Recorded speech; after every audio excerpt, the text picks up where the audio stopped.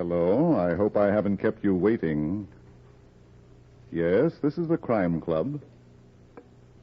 I'm the librarian. Murder on Margin? Yes, we have that Crime Club story for you. Come right over.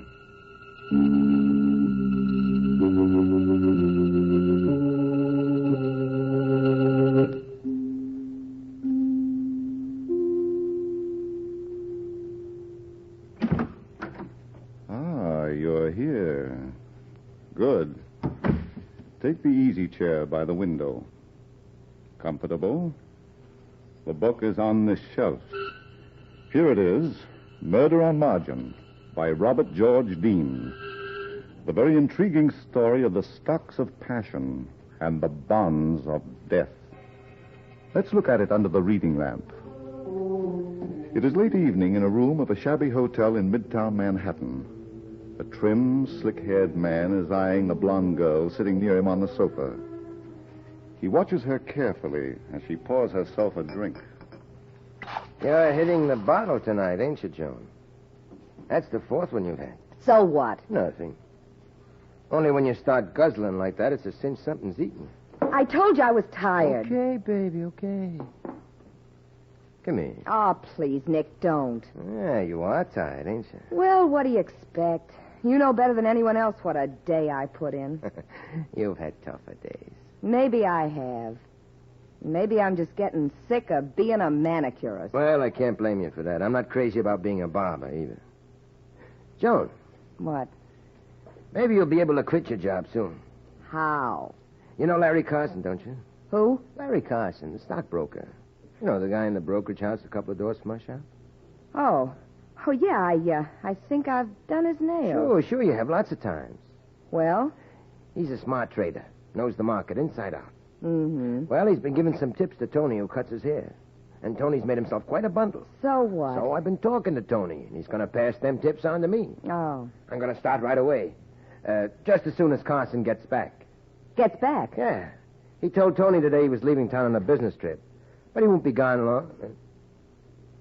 What's the matter?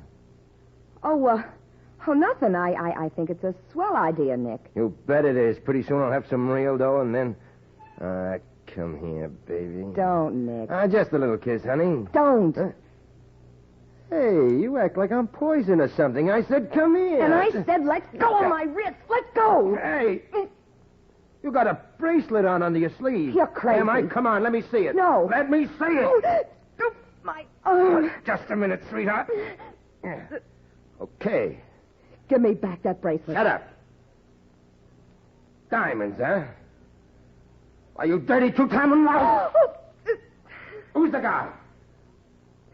I asked you, who's the guy? Larry Carson gave it to me. Carson? Yeah, it doesn't mean anything, Nick. I swear I've been playing him for a sucker, that's all. Playing him for a sucker? Yeah, just getting all I could out of him for the two of us. No, Nick, don't! For the two of us, huh? Come on, get up. Get up, I said. Joan. Joan. Are you all right? Get out. Get out! Okay. I'm going. So long, sweetheart.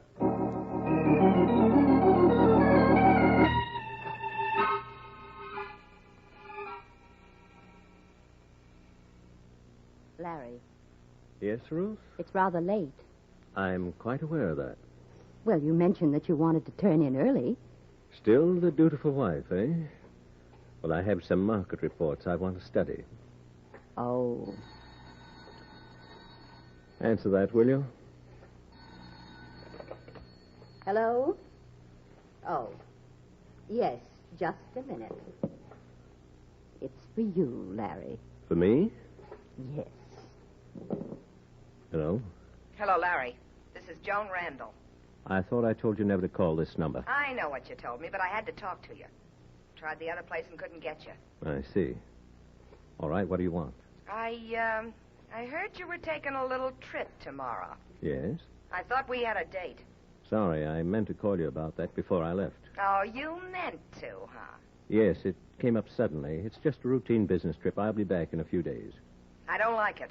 Oh, don't be silly. I'm not. I've had the feeling for some time now that you wanted to brush me off. What? I want to warn you, Larry. Don't do it. I shall do whatever I please. Yeah? Well, get this through your head, Mr. Carson. You'll pay off or else. Hello? Did you hear me? I said you'll... This one didn't like it either, did she? She'll learn. It's convenient to have a wife, isn't it, Larry? It must sound convincing when you tell them I won't give you a divorce. Yes, I guess it does. Larry, when are you going to set me free? Soon. You've been saying that for months now. Carl and I want to be married, and I want a clean start. That's why I haven't begun any action myself. Yes? We don't want to wait any longer. I want a divorce now. Very moving appeal, my dear. But I confess I don't understand it. You and Carl Hamill? Why, he's strictly a lightweight. Is he? Then why did you ask him to be a partner in your firm? Well, that's quite simple, Ruth. I needed some money. No, I'm sorry I took him in. So is Carl. I don't doubt it. Larry, Hmm? I heard you mention something about a business trip. Well? If you were to stay away a long time, it would delay my divorce. That's quite an idea. Yes. I've got another idea, too, Larry. Oh? What is it?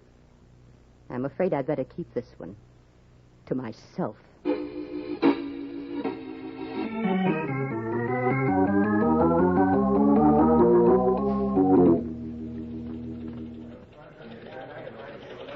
Oh, Mr. Hamill.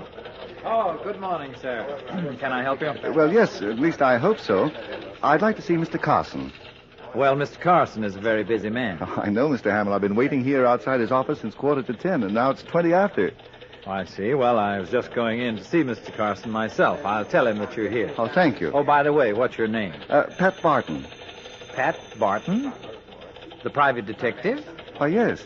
I want to consult him about some stocks. Oh, I'll be right back. Okay.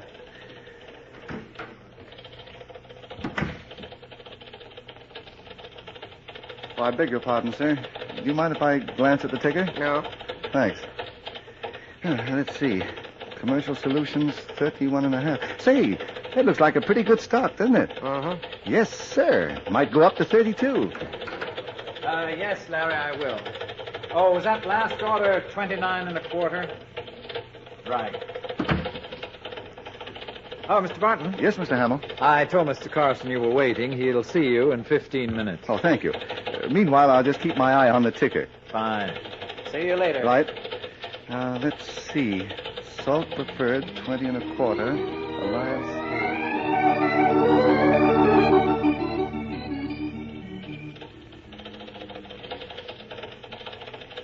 All right, Mr. Barton. I think we can go in now. Okay, Mr. Hamill.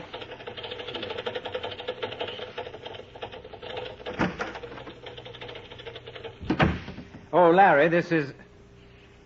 Well, that's funny. He isn't here. You're wrong, Mr. Hamill. Look, on the floor near the desk. Good Lord. Someone put a rope around his neck and pulled it tight. Very tight.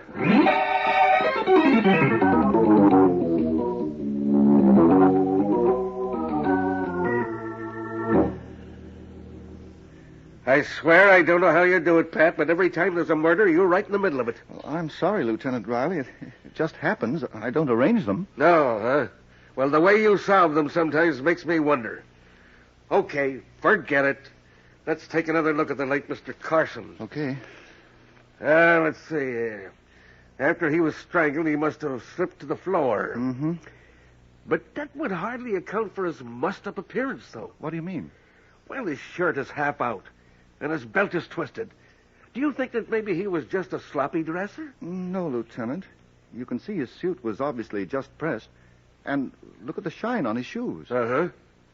I think the killer must have searched him. For what? His wallet was still on him, and nothing was missing from it. Yes, but there wasn't much money in it. Did the medical examiner give you the time of death? Yeah, probably between 10:15 and 10:30. Uh-huh. I suppose that tells you who the murderer is, huh? Well, not quite, Lieutenant, but it helps. Yeah, a lot. What gets me is how the killer got in and out. Now, there's Carson's private entrance leading to the hallway into the street, and that's locked. Uh-huh. And now, this door here to the main office, through which you entered. Now, you say that you were sitting right next to it from 9:45 on? Yes, and the only one who entered was Carl Hamill. I think I'll have a little talk with that guy. Mr. Hamill, Yes, Lieutenant. would you mind stepping in here? Not at all. Mr. Hamill, according to Mr. Barton here, you were the only one to enter this office. Yes? And that was about 20 after 10, a time when Carson might have been killed. What do you mean? You know that he was alive when I left the office? Do we? Well, of course, Mr. Barton. Well, you were sitting right at the door when I came out. You heard me turn around and ask him about that last quotation. Yes, I heard you, but I didn't hear him. Huh? Oh, that's right. I remember now. He didn't answer me. He just nodded. Oh, I see. Mr. Hamill, excluding Mr. Carson, who had a key to the private entrance of this office? Well, I believe Mrs. Carson had one. Oh, she did, eh? Yes, but surely you don't think that she had anything to do with this. Why, she couldn't... Take it easy, Mr. Hamill. Pat, Yes, Lieutenant?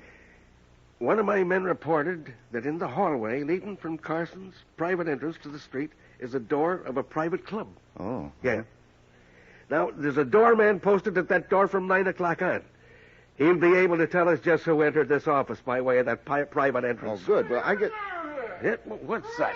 What is that? Supply closet, Lieutenant.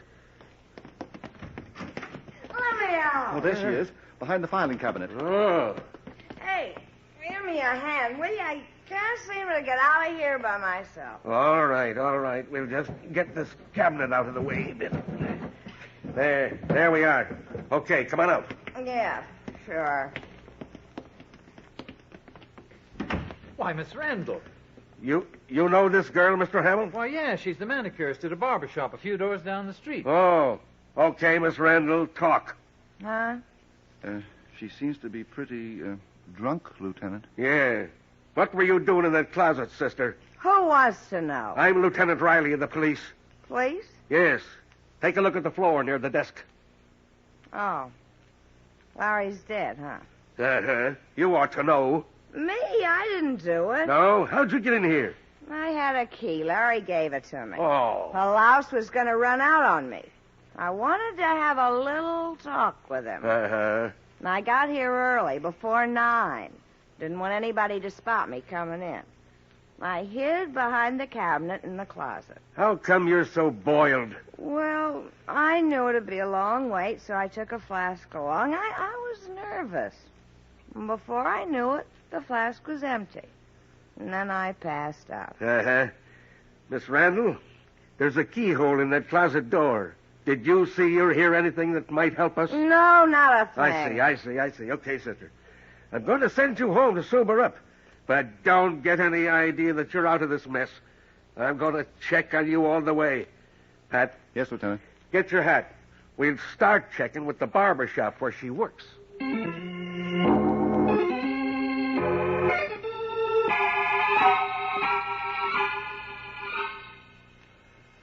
Were you Carson's barber, Nick?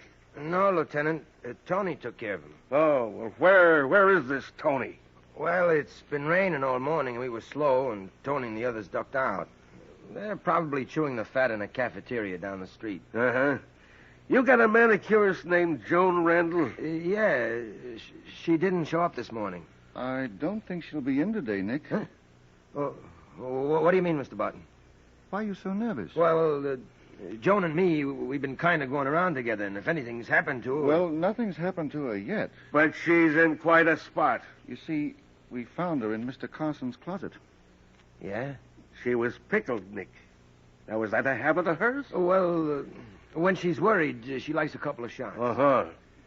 Nick, it seems that Joan and Mr. Carson were quite friendly. Did you know that? Yeah, it didn't mean anything. He had a lot of dough, and, well, you know how it is. Yes, we know. You You don't think she killed Carson, do you? We're not sure, Nick. But if you ask me, you're going to need a new manicurist.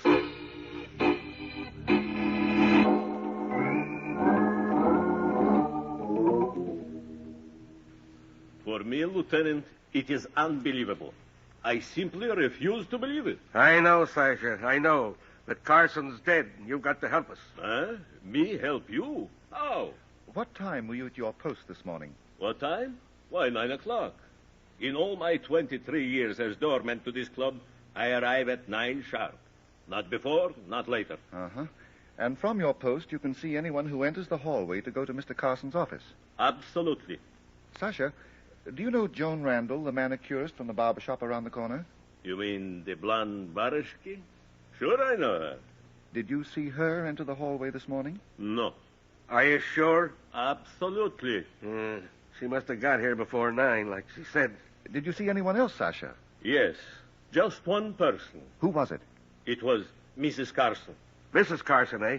What time was that? About quarter after... no, 20 after 10. And she went down the hallway to Mr. Carson's office? Yes? Did you see her go in? No. The hallway turns to the left. You can't see the door. He's right, Lieutenant. Okay. Now, I want you to be very careful about this next one, Sasha. When did she come out? I don't know. Huh? You see, a little while after she came in, I had to call a cab for a member. Yeah? I was outside for a couple of minutes. In other words, she could have slipped out during that time. Correct? Oh. Sasha, would it have been possible for anyone else to have entered while you were outside? No, this could not happen. When I went out, I looked up and down the street. There was nobody near enough to sleep in. Oh, I see. Well, Lieutenant, what's next on the menu? A blue plate special. Mrs. Carson.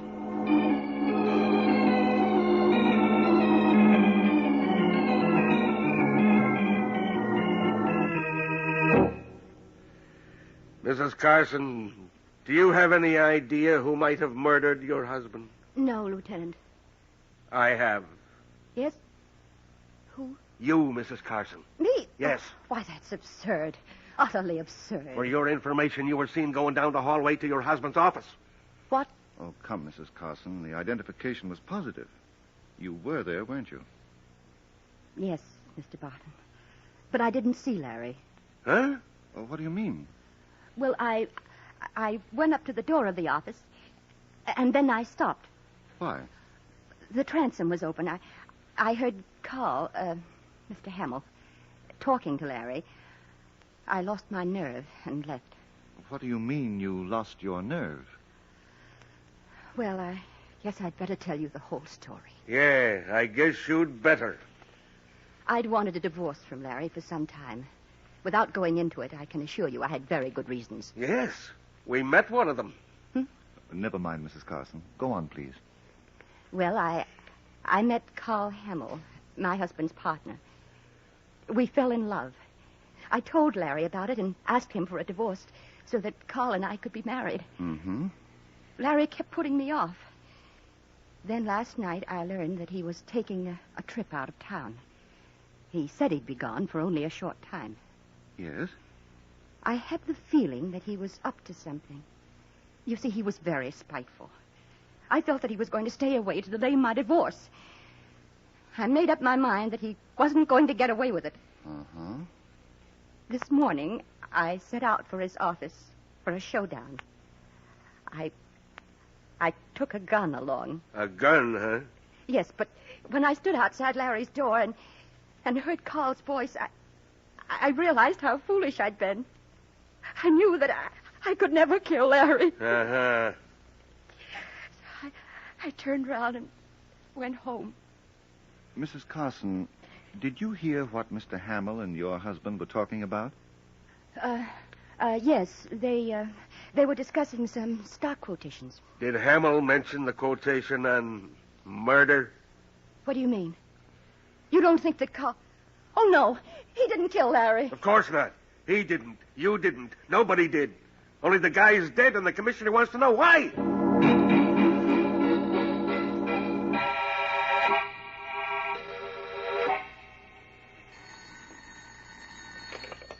Hello?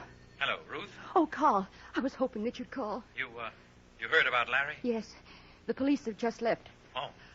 Carl, I'm afraid we're in trouble. What's the matter?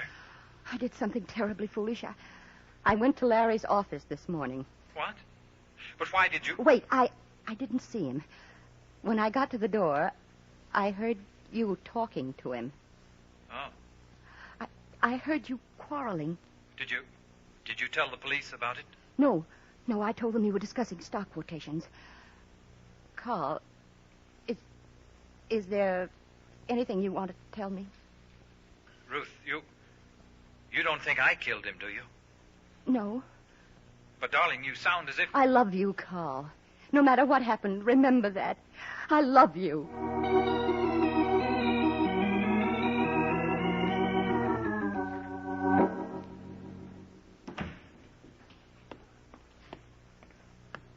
Good evening, Lieutenant. I made it as fast as I could.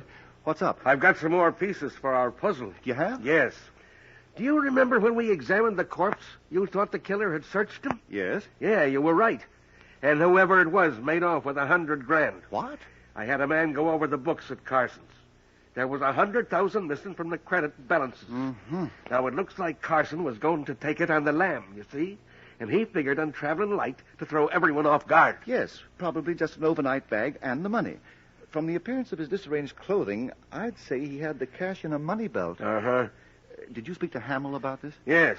Yes, and he was quite upset. Not only over the loss of the dough, he said. He was worried about the effect on the firm's business. Well, is there any way to trace that money? No, and I haven't got the ghost of an idea who can... Wait a minute. Joan Randall. I've had the feeling that dame was holding something back. You think she took it? Either that or she knows who did. Come on, Pat. Let's get to her before she puts away another quart.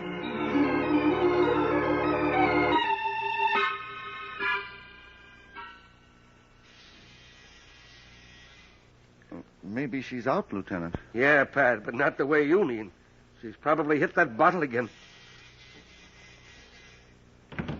Oh, there's no use. The door's locked. I have a key, Lieutenant. Huh? A key that opens a lot of doors. Oh, well, go ahead. Make believe I'm not looking. Okay. There we are. Now, let's see. The light switch ought to be... Yeah, here it is. Well, I don't smell any liquor, so maybe... Holy smoke. She really is out. Look, for good. Yes. Whoever stabbed her wasn't kidding. She must have been lying on the bed. Well, that's odd. What is? Well, apparently, after she was stabbed, she still had enough strength to reach down and clutch one of her shoes from under the bed. Yeah, she probably rolled over and held on to whatever came into her hand. No, Lieutenant. Shoes are usually placed together on the floor. And from the position of the one still there, she would have had to strain to get the shoe she's holding. Yeah. Well, why do you think she grabbed it, Pat?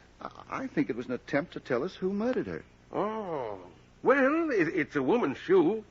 And the only other woman in the case is Mrs. Carson. Or maybe... Yeah.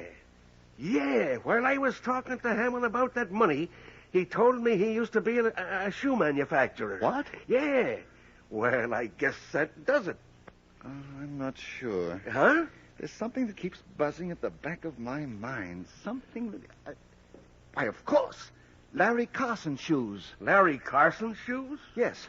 Now, there's just one thing we ought to check, Lieutenant, and then I think you'll be able to wrap this case up.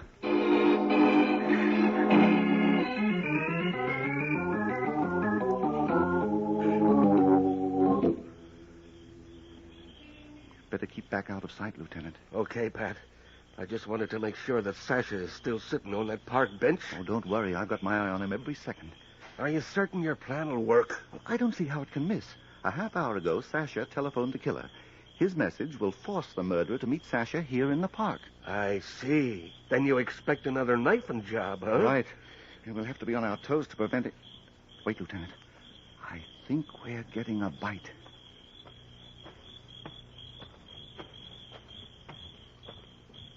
Hello, my friend. I was beginning to think you weren't coming. I thought maybe... Help! Get him, Lieutenant. Get him. Stop or I shoot! Good shot, Lieutenant. Are you all right, Sasha? Yes, Mr. Bart. Good. Is he alive, Lieutenant? Yeah, the bullet just creased his scalp. Okay, Nick, come on. Up on your feet. As a barber, you usually stand behind a chair. Well, now we're going to let you sit in one.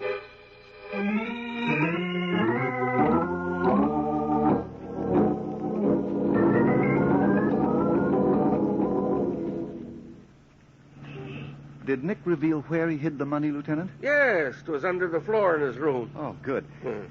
It's nice of you to give me a lift home, Lieutenant. That's all right, Pat. You deserve it. And Sasha, too. It was nothing. Nothing at all. Only don't ever ask me to do it again. Don't worry, we won't. Say, Pat, how did you tumble to Nick anyway? Well, there was the fact of the shoes, Carson's and Jones. Uh-huh. Carson's shoes were shined, and that was peculiar. Why? Well, since it rained all morning, his shoes should have been spotted. Yeah, that's right. But I failed to see the importance of that fact until Joan was killed. She died in the act of reaching for her shoe. Uh-huh. And then it hit me. Someone had shined Carson's shoes. Obviously, he wouldn't have done it himself. So the only other possibility was a shoe shine man. Yeah, but where in the world? Well, since there was no shoe shine man involved in this case, I turned to the only person who could have impersonated one. Nick the barber. Exactly. Oh. He was alone in his shop. Not only the barbers were gone, but also the shoe shine man. I see. So Nick dressed up in the dark apron, carried the box, and got by. Uh-huh. Yep. Wait a minute. How did he get into the Carson's office without Sasha seeing him? But you know, Lieutenant, there are some men who are invisible. Invisible? Yes. That is, they're taken for granted. Nobody observes them. Like a mailman, for instance. Oh. Well, a shoe shine man visiting the offices in a business building is exactly the same. You pay no attention to him, so he loses his identity. I see. Of course, when I brought the point up with Sasha, he remembered. Что такое? Я не знаю, что это. What did you say, Sasha? Never again. For the rest of my life will I get a shoe shine.